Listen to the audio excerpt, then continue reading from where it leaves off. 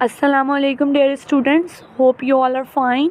This is Shumaila Amin and welcome to my YouTube channel The Shumaila Academy.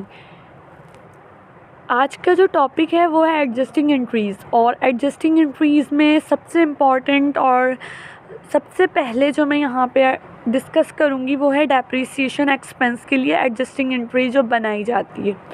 ठीक है, depreciation expense एक बहुत important expense है, और वीडियो के असल टॉपिक पे आने से पहले मैं आपको बताना चाहूँगी what is meant by expense in accounting. An expired cost of an asset that can not be recoverable. ठीक है, इस कॉल्ड एन एक्सपेंस, यानी एसेट को इस्तेमाल करने की कॉस्ट। असल आसान लफ्ज़ों में मैं अपने स्टूडेंट्स को यही बताती हूँ कि एसेट को इस्तेमाल करने के लिए जो आपके पास आपको बेयर करनी पड़ रही है कॉस्ट, वो है एक्सपेंस। और जो रिकवरेबल नहीं है, यानी आप रिकवर नहीं कर सकते, यानी अगर आप कहीं रेंट पे रह रहे हैं और रेंट आपने उस मंथ का दे दिया है तो वो अब इररिकवरेबल है अगर वो महीना गुजर चुका है जिस महीने का वो रेंट था। An expired cost of an asset that can not be recoverable. अब फॉर एग्ज़ाम्पल हम यहाँ बात करते हैं कि इक्विपमेंट की, और वो इक्विपमेंट है 30,000 रुपीज़ का। ऑफिस इक्विपमेंट है, कोई भी कंप्यूटर है, कुछ भी है, और वो आपने 30,000 रुपीज़ का बाय किया, परचेज़ किया। इस वक्त उसकी कीमत है 30,000 रुपये, और आफ्टर 2 ईयर्स या आफ्टर 1 ईयर हम बात करते हैं उसके ऊपर 2,000 का डेप्रिसिएशन निकाल लिया। डेप्रिसिएशन निकालने के लिए आपके पास काफ़ी सारे मेथड्स होते हैं जिसमें 5 तरीक़ेकार इस्तेमाल किए जाते हैं, और वो एक अलग टॉपिक है, उस पर मेरी वीडियो मौजूद है। अगर आप वो देखना चाहें तो वो भी देख सकते हैं। वहाँ पे आपको पूरा डेप्रिसिएशन एक्सपेंस का एक ओवरव्यू मिल जाएगा, और आपको 5 तरीके जिससे डेप्रिसिएशन की कैलकुलेशन की जाती है वो भी वहाँ से सीख सकते हैं आप। अब यहाँ पे जो 2,000 रुपये डेप्रिसिएशन है, डेप्रिसिएशन आपको पता है वेयर एंड टेयर और इस्तेमाल करते हैं जब हम एसेट को, तो उसकी वैल्यू कम होती है, डिक्लिनेशन होता है वैल्यू में। डेप्रिसिएशन का मतलब क्या होता है? डाउनवर्ड, यानी वैल्यू की में कमी आ जाना। डेप्रिसिएशन एक्सपेंस को हम डेबिट करते हैं ऐसी सूरत में, और अलाउंस फॉर डेप्रिसिएशन को करते हैं क्रेडिट। जो मैंने आपको बहुत दफ़ा, अगर मेरा कोई स्टूडेंट देख रहा है ये वीडियो तो उसे ये बात पता होगी कि मैंने किस तरह से आपको समझाया। कॉन्ट्रा अकाउंट्स जब पढ़ाए तो उस वक्त बताया कि अलाउंस फॉर डेप्रिसिएशन हमारा फिक्स एसेट का कॉन्ट्रा अकाउंट है।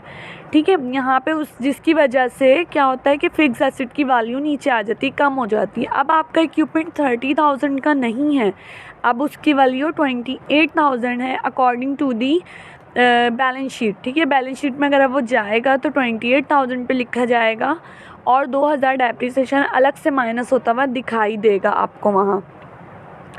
ठीक है जी, तो डेप्रिसिएशन की जो एडजस्टिंग एंट्री बनाई जाती है, ये साल के आखिर में आपको पता चलता है कि आपका जो फिक्स एसेट है अब वो नीचे डेप्रिशिएट होके इस वैल्यू पे आ चुका है, और डेप्रिसिएशन एक्सपेंस आपको रिकॉर्ड लाजमी करना होता है।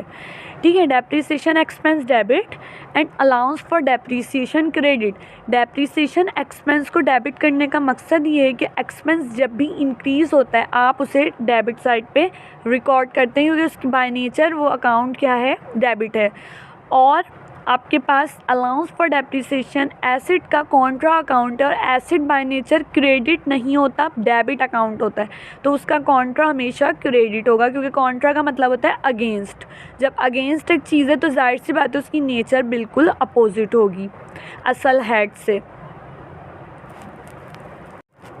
डेप्रिसिएशन के लिए आपको जो एडजस्टमेंट के लिए डेटा दिया जा सकता है वो केस 1 देखिए। यहाँ पे इक्विपमेंट की value 2 lakh rupees trial balance में मौजूद है।